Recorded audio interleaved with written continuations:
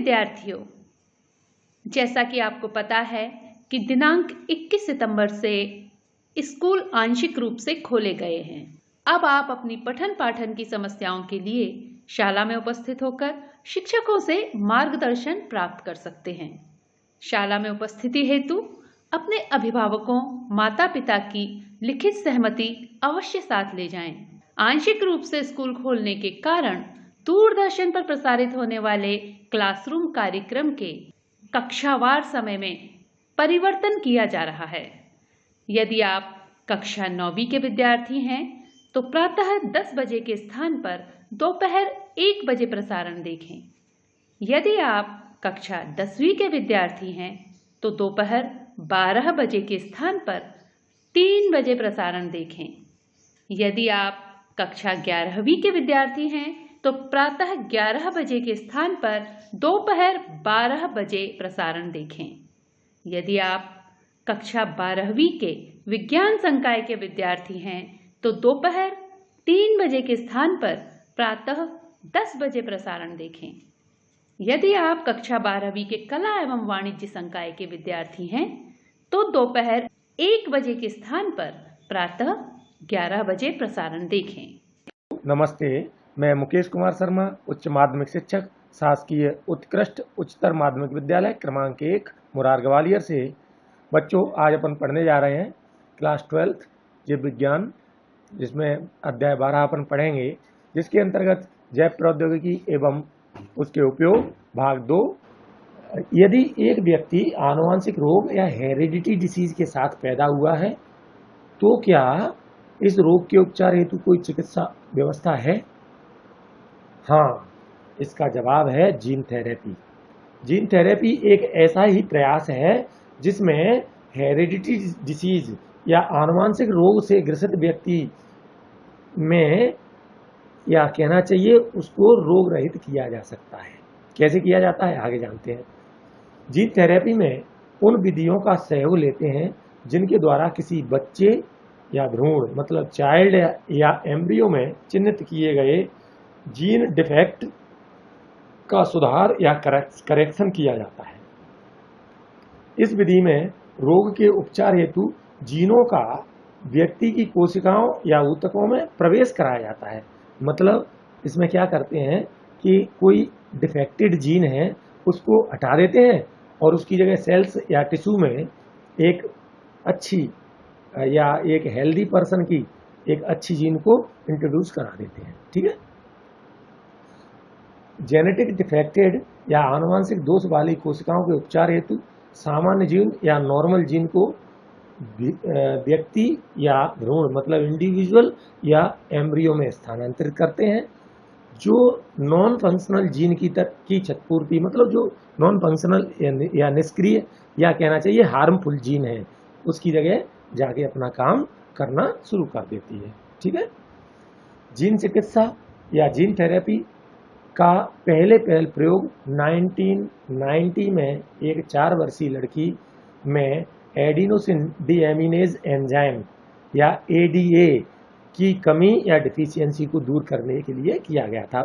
बात को ऐसे समझ सकते हैं कि एक 4 वर्षीय बच्ची थी, उसमें एक एडीए बनाने वाले जीन की कमी थी, तो क्या किया गया, उस जीन को उसकी सेल्स में ट्रांसफर कर दिया गया। ठीक है। यह जो एडीए है इसका संबंध किससे है? एडीए एक एंजाइम है जो इम्यून सिस्टम या प्रतिरक्षा तंत्र के कार्य के लिए अति आवश्यक होता है। यह डिसऑर्डर या यह संलक्षण एडिनोसिन डीएमिनेज एंजाइम बनाने वाली जीन के डिलेशन, शब्द याद रखना, डिलेशन या लोप होने के कारण होता है। डिलेशन का मतलब उसमें से गायब हो जाना, जीन का हट जाना। ठीक है। तो यह जो एडिनोसिन डीएमिनेज एंजाइम बनाने वाली जीन है, यदि उसका डिलेशन हो जाए तो यह समस्या उस जीन में पैदा हो जाती है और जीन थेरेपी के द्वारा अपन क्या करते हैं, उस जीन को उसमें ट्रांसफर कर देते हैं। ठीक है। कुछ बच्चों में एडीए की कमी का उपचार अस्थि मज्जा के प्रत्यारोपण मतलब बोन मैरो के ट्रांसप्लांटेशन से होता है, जबकि कुछ में एंजाइम प्रतिस्थापन चिकित्सा मतलब एंजाइम रिप्लेसमेंट थेरेपी का भी उपचार किया जाता है। मतलब क्या हुआ कि कुछ में तो अपन ने क्या किया, यदि जीन थेरेपी नहीं करें तो जीन थेरेपी का ऑप्शन क्या है अपने पास, ये दो ऑप्शन है, बोन मैरो ट्रांसप्लांटेशन और एंजाइम रिप्लेसमेंट थेरेपी। ये थेरेपी क्या है, ये थेरेपी की एक समस्या है। वो क्या समस्या है, इसमें क्या होता है कि इनमें इंजेक्शन के द्वारा रोगी को फंक्शनल एडीए दिया जाता है, और जब अपन समय समय पर इनको देते रहेंगे, लेकिन इसमें क्या होगा, कंप्लीटली क्यूरेटिव नहीं है ये क्या चाहिए कहना चाहिए, ये दोनों विधियां क्या है, पूर्णतया रोगनाशक नहीं है, ये बार बार इलाज करना पड़ता है, ठीक है। लेकिन जीन थेरेपी में क्या होता है, जीन थेरेपी में कंप्लीटली क्या हो जाता है, क्यूरेटिव होती है वो। अब जीन थेरेपी में सर्वप्रथम पेशेंट को के ब्लड से लिम्फोसाइट को निकालकर शरीर से बाहर उसका कल्चर किया जाता है। जीन थेरेपी में क्या करते हैं, बात से है, इसको समझो। जीन थेरेपी में सबसे पहले अपन क्या करते हैं, पेशेंट के ब्लड में से लिम्फोसाइट या लसिकाणु को निकालते हैं और उसका कल्चर मतलब उनकी संख्या बढ़ाते हैं, लिम्फोसाइट की संख्या बढ़ा लेते हैं कल्चर करके। फिर क्या करते हैं, सक्रिय एडीए के सीडीएनए को रेट्रोवायरल वेक्टर का प्रयोग करके, रेट्रोवायरल क्या है, एक बैक्टीरिया है जिसको वेक्टर की तरह प्रयोग करके लिम्फोसाइट में किसको पहुंचा देते हैं, एडीए के जो क्लोन्ड डीएनए हैं उनको प्रवेश करा देते हैं, और अंत में पेशेंट के शरीर में वापस उस लिम्फोसाइट को फिर से ट्रांसफर कर देते हैं, ठीक है। लेकिन यहाँ पर एक समस्या है कि जो लिम्फोसाइट अपन वापस उसके शरीर में ट्रांसफर करते हैं वो कैसी होती हैं, मृत प्राय, इमोर्टल होती हैं, मतलब वो कैसी हैं, मरी हुई जैसी, ठीक है। इसलिए आनुवांशिकता निर्मित लसिकाणुओं मतलब जेनेटिकली इंजीनियर्ड लिम्फोसाइट को समय समय पर रोगी के शरीर से अलग करने की आवश्यकता होती है, ठीक। यदि बोन मैरो सेल्स या मज्जा कोशिकाओं से आइसोलेट अच्छे जीनों को प्रारंभिक भ्रूणी अवस्था या अर्ली एम्ब्रियोनिक स्टेज में कोशिकाओं में प्रवेश करा दिया जाए तो एक स्थायी उपचार या परमानेंट क्योर भी संभव है, ठीक है। अब अपन जानेंगे आणविक निदान या मॉलिक्यूलर डायग्नोसिस। हम जानते हैं कि रोग के प्रभावी उपचार या इफेक्टिव ट्रीटमेंट के लिए उसकी प्रारंभिक पहचान या अर्ली डायग्नोसिस तथा रोग क्रिया विज्ञान मतलब पैथोफिजियोलॉजी, इन दो चीज़ों को समझना बहुत आवश्यक है, तब हम रोग का बहुत अच्छा इलाज कर सकते हैं। उपचार की परंपरागत विधियों या कन्वेंशनल मेथड में क्या करते थे अपन, सीरम ली, यूरिन लिया और ब्लड लिया, इनके सैंपल लिए, इनकी एनालिसिस की, और इनका एनालिसिस करते हुए रोग का प्रारंभ में पता लगाना या अर्ली डिटेक्शन करना संभव नहीं हो पाता था। कुछ ऐसी तकनीकें हैं, ये सब जो तकनीक है ना, सीरम वाली और यूरिन विश्लेषण वाली, ब्लड टेस्ट वाली, इन सब तकनीकी में क्या होता है कि रोग की अर्ली डायग्नोसिस की नहीं जा सकती। इसलिए पुनर्योजी डीएनए प्रौद्योगिकी या रिकॉम्बिनेंट डीएनए टेक्नोलॉजी, दूसरा पॉलीमरेज श्रृंखला अभिक्रिया या पॉलीमरेज चेन रिएक्शन जिसे पीसीआर कहते हैं, तथा तीसरी है एंजाइम संलग्न प्रतिरक्षा शोषक आमापन या एंजाइम लिंक्ड इम्यूनोसॉर्बेंट एसे जिसे एलिसा के नाम से जानते हैं। ये ऐसी विधियां हैं जो परंपरागत विधियों से हटके हैं। इनसे क्या करते हैं अपन, इनसे रोग के जीवाणु वगैरह की प्रारंभ में ही जानकारी हो जाती है। रोगजनक जैसे अपने जीवाणु हैं, विषाणु हैं, मतलब बैक्टीरिया हैं, वायरस हैं, जो पैथोजेंस होते हैं, इनकी उपस्थिति का सामान्यतः तब पता चलता है जब उनके द्वारा उत्पन्न रोग के लक्षण दिखाई देने लगते हैं। उस समय तक रोगजनक की संख्या हमारे शरीर में बहुत ज़्यादा हो चुकी होती है। इसलिए जब उनकी संख्या बहुत अधिक हो चुकी होती है तो उस पर कंट्रोल करना भी बड़ा कठिन काम हो जाता है। जब बहुत कम संख्या में रोगजनक हों उस समय रोग के लक्षण स्पष्ट दिखाई नहीं देते, तब उनकी पहचान अपन किसके द्वारा कर सकते हैं, तब उनकी पहचान अपन पीसीआर द्वारा कर सकते हैं और अपन एलिसा द्वारा कर सकते हैं, ठीक है। तो इस विधियों का उपयोग करके उनका अपन शुरुआत में पता कर सकते हैं। पीसीआर में करते क्या है, पीसीआर द्वारा अपन रोगजनक के जो डीएनए या आरएनए होते हैं उनके थोड़ी सी मात्रा को निकालते हैं और उनका एम्प्लीफिकेशन करते हैं और उसकी मात्रा बढ़ा लेते हैं और मात्रा बढ़ा के पता कर लेते हैं कि हमारे शरीर में जो रोगजनक हैं वो किस प्रकार के हैं। ठीक है, क्या तुम बता सकते हो कि पीसीआर द्वारा डीएनए की बहुत कम मात्रा से ही रोग की पहचान कैसे की जा सकती है? विचार कीजिए इस बात पे कि पीसीआर में अपन क्या कर रहे हैं, बहुत कम मात्रा निकाल रहे हैं और बहुत कम मात्रा निकाल के ही रोगजनक की या जो पैथोजेंस है उसकी क्या कर लेते हैं, पता लगा लेते हैं कि किस प्रकार का बैक्टीरिया है या वायरस है अपनी बॉडी के अंदर।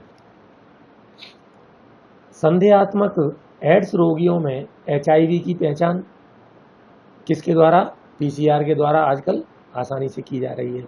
इसका उपयोग संदेहात्मक कैंसर रोगियों की जीन में होने वाले उत्परिवर्तनों को पता करने में भी किया जा रहा है।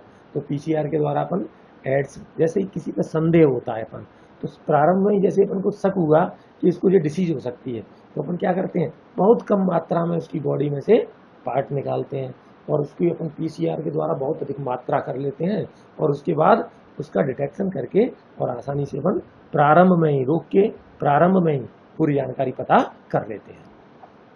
यह एक उपयोगी तकनीकी है जिसके द्वारा बहुत सारे दूसरे आनुवांशिक दोषों की भी पहचान की जा सकती है। डीएनए या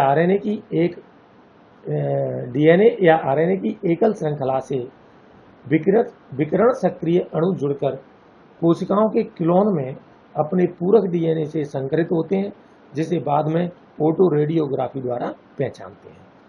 क्लोन जिसमें उत्परिवर्तित जीन मिलते हैं छायाचित्र पटल मतलब फोटोग्राफिक फिल्म पर दिखाई नहीं देते, क्योंकि प्रोब पर व उत्परिवर्तित जीन आपस में एक दूसरे के पूरक नहीं होते। ठीक है, एंजाइम संलग्न प्रतिरक्षा शोषक अमापन या एंजाइम लिंक इम्यूनोसॉर्बेंट ऐसे या एलिजा में अपन क्या करते हैं, एलाइजा में अपन किस प्रकार से रोग का पता लगाते हैं उसकी बात करेंगे। यह प्रतिरक्षी पारस्परिक क्रिया के सिद्धांत पर कार्य करता है। रोगजनकों के द्वारा उत्पन्न संक्रमण की पहचान एंटीजनों या प्रतिजनों, जिन्हें अपन प्रोटीन जनन या ग्लाइकोप्रोटीन्स जो होते हैं की उपस्थिति या रोगजनकों के विरुद्ध संश्लेषित प्रतिरक्षा की पहचान के आधार पर की जाती है। मतलब अपनी बॉडी के अंदर जब कोई एंटीजन आता है तो अपनी बॉडी क्या बनाती है, एंटीबॉडी बनाती है। तो इस विधि में अपन क्या करते हैं, बॉडी में एंटीबॉडी की पता करते हैं। यदि बॉडी के अंदर एंटीबॉडी है तो अपन को पता चल जाएगा कि ये एंटीबॉडी किसके हैं, तो उसकी तुलना अपन उससे कर लेते हैं कि ये एंटीबॉडी आमतौर पर इस रोग के प्रति बॉडी में बनते हैं। उनका अपन पे एक वो होता है पूरा लेखा जोखा, उससे अपन तुलना करके पता करते हैं। सबसे पहले अपन जानेंगे ट्रांसजेनिक एनिमल या पारजीवी जंतु क्या होते हैं। ऐसे जंतु हों जिनके डीएनए में परिचालन या डीएनए मैनिपुलेशन द्वारा एक बाहरी या फॉरेन जीन को प्रवेश कराया जाता है और वह अपना लक्षण व्यक्त या एक्सप्रेस करता है। इस प्रकार के जीवों को पारजीवी जंतु या ट्रांसजेनिक एनिमल्स कहते हैं। बात समझ में आई? इसको ऐसे समझें कि कोई एक जंतु है, उसके अंदर अपन ने क्या किया, जेनेटिक इंजीनियरिंग द्वारा किसी दूसरे जंतु या किसी बैक्टीरिया या वायरस किसी का एक जीन लिया और ट्रांसफर कर दिया। उस जंतु के अंदर वो जीन अपने आप को एक्सप्रेस करने लगे, वो जीन अपने लक्षण दिखाने लगे। तो इस प्रकार के जंतु को अपन ने क्या नाम दे दिया, ट्रांसजेनिक एनिमल या पारजीवी जंतु। पारजीवी चूहे, पारजीवी खरगोश, सूअर, भेड़, गाय, मछलियां आदि पैदा हो चुके हैं। इसके बावजूद उपस्थित कुल पारजीवी या ट्रांसजेनिक एनिमल्स में 95% से अधिक चूहे हैं। इस तरह के जंतुओं का उत्पादन क्यों किया जाता है? इस तरह के परिवर्तन से मानव को क्या लाभ है? इन बातों का जवाब अपन पता करेंगे। अब हम कुछ सामान्य कारणों का पता करेंगे जो इन प्रश्नों का जवाब देंगे। सामान्य शरीर क्रिया व विकास, नॉर्मल फिजियोलॉजी एंड डेवलपमेंट। दूसरा, रोगों का अध्ययन या स्टडी ऑफ डिसीज। तीसरा, जैविक उत्पाद या बायोलॉजिकल प्रोडक्ट। चौथा, टीका सुरक्षा या वैक्सीन सेफ्टी। और पांचवा, रासायनिक सुरक्षा परीक्षण या केमिकल सेफ्टी टेस्टिंग। इन सब के लिए अपन पारजीवी जंतुओं या ट्रांसजेनिक एनिमल का निर्माण करते हैं। तो सबसे पहले अपन जानेंगे सामान्य शरीर क्रिया विकास या नॉर्मल फिजियोलॉजी एंड डेवलपमेंट के बारे में। पारजीवी जंतुओं या ट्रांसजेनिक एनिमल्स का निर्माण विशेष रूप से इस प्रकार किया जाता है जिससे जीनों के नियंत्रण व उनका शरीर के विकास व सामान्य कार्यों पर पड़ने वाले प्रभावों का अध्ययन किया जा सके। बात समझ में आई? पहला उद्देश्य क्या है कि इन एनिमल्स का निर्माण इस प्रकार से किया जाता है कि जो जीन्स होती हैं वो जीन्स अपने शरीर में किस प्रकार से कार्य कर रही हैं, शरीर पर उनके शरीर के विकास पर या शरीर में जो कार्य होते हैं उन पर इन जीन्स का क्या प्रभाव पड़ रहा है, इसका अध्ययन भी अपन करते हैं इस प्रकार के ट्रांसजेनिक एनिमल के निर्माण के द्वारा। ठीक है, जैसे कि विकास में भागीदार इंसुलिन जैसे जटिल कॉम्प्लेक्स फैक्टर का अध्ययन करना। दूसरी जाति या स्पीसीज के जीन्स को प्रवेश कराने के उपरांत कॉम्प्लेक्स फैक्टर के निर्माण में होने वाले परिवर्तनों और उसके बायोलॉजिकल इफेक्ट का अध्ययन करना।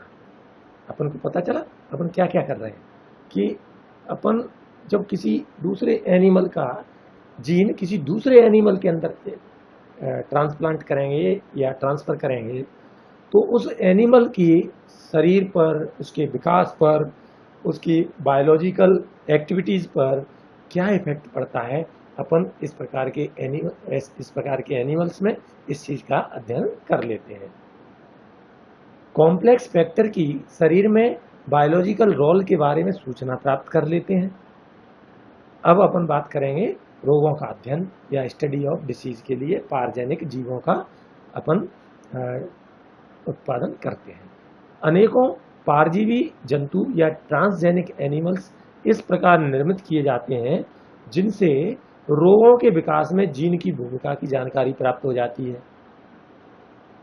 पारजीवी जंतु या ट्रांसजेनिक एनिमल्स विशिष्ट रूप से निर्मित किए जाते हैं जो मानव रोगों के लिए नमूने के रूप में या मॉडल के रूप में प्रयोग किए जाते हैं ताकि रोगों के नए उपचारों की खोज या इन्वेस्टिगेशन किया जा सके। ठीक है, वर्तमान समय में मानव रोगों जैसे cancer, cystic fibrosis, rheumatoid arthritis, Alzheimer, इन सब के लिए ट्रांसजेनिक मॉडल उपलब्ध हैं। अगला है जैविक उत्पाद या बायोलॉजिकल प्रोडक्ट। कुछ मानव रोगों या ह्यूमन डिसीज के उपचार के लिए मेडिसिन की आवश्यकता होती है जो बायोलॉजिकल प्रोडक्ट से बनी होती है। ऐसे उत्पादों को बनाना अक्सर बहुत महंगा होता है। ये बायोलॉजिकल प्रोडक्ट प्राप्त करने के लिए ऐसे ट्रांसजेनिक एनिमल्स जो उपयोगी बायोलॉजिकल प्रोडक्ट का निर्माण करते हैं उनको बना लिया जाता है। उनमें डीएनए के ऐसे खंडों या जीनों को प्रवेश करा देते हैं जो विशेष उत्पाद के निर्माण के लिए उत्तरदायी है। जैसे कि मानव प्रोटीन अल्फा 1 एंटीट्रिप्सिन का उपयोग एम्फासीमा नामक डिसीज के निदान के लिए किया जाता है, उसके ट्रीटमेंट के लिए किया जाता है। अब अपन को पता चल गया कि अल्फा 1 एंटीट्रिप्सिन का उपयोग किसके लिए किया जा रहा है, एम्फासीमा के ट्रीटमेंट के लिए किया जा रहा है। तो अपन क्या करेंगे, इस प्रकार का जीन किसी ट्रांसजेनिक एनिमल में ट्रांसफर करेंगे और उससे अपन प्रोटीन प्राप्त कर लेंगे। ठीक इसी तरह से फिनाइल कीटोनुरिया व सिस्टिक फाइब्रोसिस या पुटीय रेशा मेटा के निदान में भी इसका उपयोग किया जाता है ट्रांसजेनिक एनिमल्स का। ठीक है, वर्ष 1977 में सर्वप्रथम पारजीवी गाय या ट्रांसजेनिक काऊ रोजी का निर्माण किया, रोजी बनाई गई। ठीक है, इस रोजी ने क्या हुआ, इस रोजी के दूध में एक विशेष प्रकार की प्रोटीन है। उस ह्यूमन प्रोटीन में, या कहना चाहिए ये उसकी 1 लीटर दूध में इस प्रोटीन की, ह्यूमन के लिए जो आवश्यक प्रोटीन है, कौन सी, alpha lactalbumin protein. Alpha lactalbumin protein जो कि मनुष्य के लिए बहुत उपयोगी है, वो उसके 1 लीटर दूध में कितनी पाई जाती है, 2 से 4 ग्राम प्रति लीटर। ठीक है, जबकि साधारण गाय कि में इसकी मात्रा न के बराबर होती है, और यह प्रोटीन मानव शिशु के लिए अत्यधिक आवश्यक या संतुलित पोषक या बैलेंस प्रोडक्ट की तरह कार्य करती है। अगला है टीका सुरक्षा या वैक्सीन सेफ्टी। वैक्सीन का मानव पर प्रयोग करने से पहले वैक्सीन की सुरक्षा की टेस्टिंग जांच होती है। इसके लिए अपन क्या करते हैं, ट्रांसजेनिक चूहों पर इसका उपयोग कर लिया जाता है। जब ट्रांसजेनिक चूहों पर इसका उपयोग सही हो जाए, सफल हो जाता है, तब अपन क्या करते हैं, ट्रांसजेनिक चूहों के बाद उसका उपयोग किस पे करते हैं, बंदरों पे करते हैं। तो पोलियो का टीका या पोलियो की वैक्सीन की सुरक्षा की जांच के लिए परजीवी चूहों का उपयोग किया जा चुका है। यदि यह सफल व विश्वसनीय पाए गए तो टीके की जांच किस पे हुई, मैंने अभी बताया था, उसके बाद बंदरों पर की जाती है। जब वहाँ पे भी सफल हो जाती है तब जाके इसका उपयोग किस पे किया जाता है, इन वैक्सीन का उपयोग मनुष्य पर किया जाता है। अभी अपन रोज बात कर रहे हैं ना किसकी, आजकल कोरोना की बात कर रहे हैं, तो कोरोना के वैक्सीन का निर्माण की प्रक्रिया चल रही है, उसके टेस्टिंग चल रहे हैं अभी। जब उसकी वायरस के वैक्सीन की जांच इन ट्रांसजेनिक एनिमल्स पे पूरी हो जाएगी तब वो मनुष्य को दिया जाएगा। बात ये है, इसलिए टीका विकसित होने में टाइम लगता है। अगला है रासायनिक सुरक्षा परीक्षण या केमिकल सेफ्टी टेस्टिंग। यह अविषालुता सुरक्षा परीक्षण या टॉक्सिसिटी सेफ्टी टेस्टिंग कहलाता है। यह वही विधि है जो औषधि अविषालुता परीक्षण या टेस्टिंग टॉक्सिसिटी ऑफ ड्रग हेतु प्रयोग में लाई जाती है। परजीवी जंतुओं या ट्रांसजेनिक एनिमल्स में मिलने वाले कुछ जीन इसे टॉक्सिक पदार्थों के प्रति अति संवेदनशील या मोर सेंसिटिव बनाते हैं, जबकि नॉन ट्रांसजेनिक एनिमल्स में ऐसा नहीं होता है। बात समझ में आई? जब अपन किसी ट्रांसजेनिक एनिमल को कोई केमिकल लगाएंगे या टेस्ट के लिए उस पर अपन प्रयोग करेंगे तो उसमें क्या होगा, उसमें उसके प्रति अति संवेदनशीलता, मतलब वो क्या करेगा, एलर्जी जल्दी शो करेगा, जबकि नॉर्मल एनिमल्स में एलर्जी इतनी जल्दी नहीं होगी। समझ में आ गई बात? तो ट्रांसजेनिक एनिमल्स को टॉक्सिक पदार्थों के संपर्क में लाने के बाद उन पर पड़ने वाले प्रभावों का अध्ययन किया जाता है और तदुपरांत उन टॉक्सिक पदार्थों से मनुष्य के उपयोग में लाया जाता है। इस प्रकार परजीवी जंतुओं या ट्रांसजेनिक एनिमल्स में टॉक्सिसिटी सेफ्टी टेस्टिंग करने से कम समय में अच्छे परिणाम प्राप्त हो जाते हैं। अब आती है बात नैतिक मुद्दों की। मानव द्वारा अन्य जीवधारियों या अन्य लिविंग ऑर्गेनिज्म से हित साधन या उनमें मैनिपुलेशन करने के कुछ रूल्स रेगुलेशन की बहुत अधिक आवश्यकता है, क्योंकि मनुष्य क्या करता है कि किसी भी हद तक जा सकता है जिससे क्या होगा, दूसरे ऑर्गेनिज्म को हानि पहुंच सकती है। तो इसके लिए क्या करना है, कुछ रूल्स रेगुलेशन की आवश्यकता है इसको कंट्रोल करने के लिए। ऐसे मानवीय क्रियाकलाप जो जीवधारियों के लिए असुरक्षात्मक या हानिकारक हो, उनकी जांच परख या एवेल्युएट द मॉरलिटी के लिए कुछ नैतिक मानदंडों या एथिकल स्टैंडर्ड्स की आवश्यकता है। ऐसे मुद्दों में नैतिकता या मॉरलिटी के लिए के जैव वैज्ञानिक महत्व या बायोलॉजिकल सिग्निफिकेंस भी है। जीवों के आनुवांशिक रूपांतरण या जेनेटिक मॉडिफिकेशन के तब अप्रत्याशित परिणाम या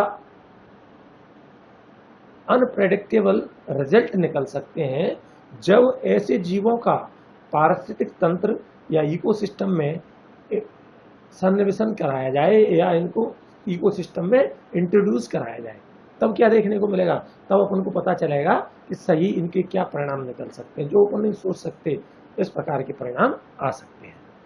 इसलिए भारत सरकार ने ऐसे संगठन या ऑर्गेनाइजेशन को स्थापित किया है जैसे कि GEAC, genetic engineering approval committee, अर्थात आनुवांशिक अभियांत्रिकी संस्तुति समिति। GEAC GM अनुसंधान मतलब जेनेटिकल मॉडिफाइड रिसर्च संबंधी कार्यों की वैधानिकता मतलब वैलिडिटी, जनसेवाओं या पब्लिक सर्विस के लिए GM जीवों या GM ऑर्गेनिज्म के इंट्रोड्यूस करने की सुरक्षा आदि के बारे में निर्णय लेगी। मतलब कोई भी कंपनी या कोई संगठन अचानक से लोगों के लिए कुछ भी तैयार करके उसको लोगों तक नहीं पहुंचा जा सकता, उससे पहले GEAC उसकी जांच करेगी। ठीक है। इसी प्रकार पब्लिक सर्विस के लिए जीवों के रूपांतरण या मॉडिफिकेशन तथा उनके उपयोगिता पर पेटेंट प्राप्त करने की समस्याएं भी उत्पन्न हुई हैं, जैसे कि फूड एवं चिकित्सा स्रोतों या मेडिसिन सोर्स हेतु जीवों के रूपांतरण के लिए पेटेंट प्राप्त करना। इस पर कुछ समस्याएं पैदा हुई हैं, अपन को पता है, चर्चा में है। जनमानस में इस बात को लेकर आक्रोश है कि कुछ कंपनियां आनुवांशिक पदार्थों या जेनेटिक मटेरियल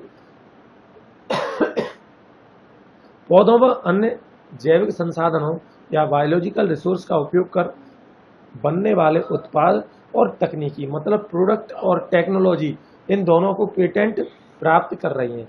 कुछ कंपनियां क्या कर रही हैं कि जो पौधे हैं उनसे जो रिसोर्स प्राप्त होते हैं या प्रोडक्ट प्राप्त होते हैं, उन प्रोडक्ट और उनके उत्पादन करने या प्रोडक्शन करने की टेक्नोलॉजी, इन दोनों पर पेटेंट प्राप्त कर रही हैं। तो इसलिए और ये जो चीज़ें हैं या जो प्रोडक्ट हैं या जो ऑर्गेनिज्म हैं वो पहले से ही प्रकृति के अवयव हैं। चूंकि जो प्रकृति के अवयव हैं वो सभी के लिए हैं, इसलिए उन पर कोई पेटेंट प्राप्त नहीं कर सकता। इस प्रकार के विवाद जनमानस में और कंपनियों के बीच में है। ठीक है। जबकि उत्पाद व तकनीकी प्रोडक्ट एंड टेक्नोलॉजी बहुत समय से विकसित व पहचानी जा चुकी हैं और किसान तथा विशेष क्षेत्र या देश के लोगों द्वारा सदियों से इनका उपयोग किया जा रहा है।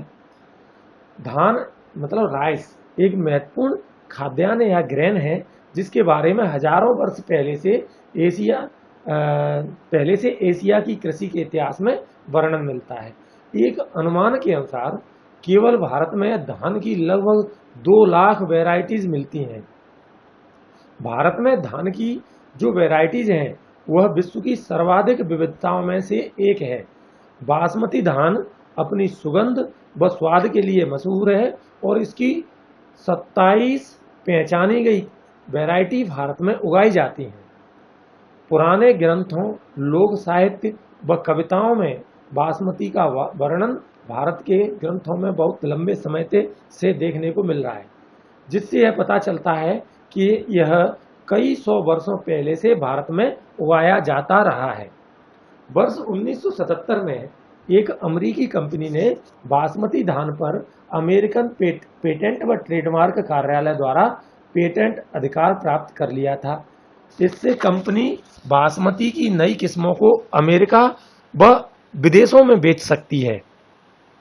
बासमती की यह नई किस्म वास्तव में भारतीय किसानों की किस्मों से विकसित की गई थी। इस कंपनी ने भारतीय बासमती को अर्धबोनी किस्मों मीन्स सेमी ड्वार्फ वैरायटी से संकरण या क्रॉस कराकर नई खोज या एक नई उपलब्धि का दावा किया, जो कि वास्तविकता में ऐसा नहीं था। अमेरिकन कंपनी के पेटेंट प्राप्त होने के बाद एकाधिकार के तहत अन्य लोगों द्वारा बासमती का विक्रय प्रतिबंध हो सकता था। इसलिए ऐसी मल्टीनेशनल कंपनियों व दूसरे संगठनों द्वारा किसी राष्ट्र या उससे संबंधित लोगों से बिना व्यवस्थित अनुमोदन मतलब प्रॉपर ऑथोराइजेशन या उनको बिना कंपनसेटरी पेमेंट किए वहाँ के बायो रिसोर्स का उपयोग करना बायो पायरेसी कहलाता है।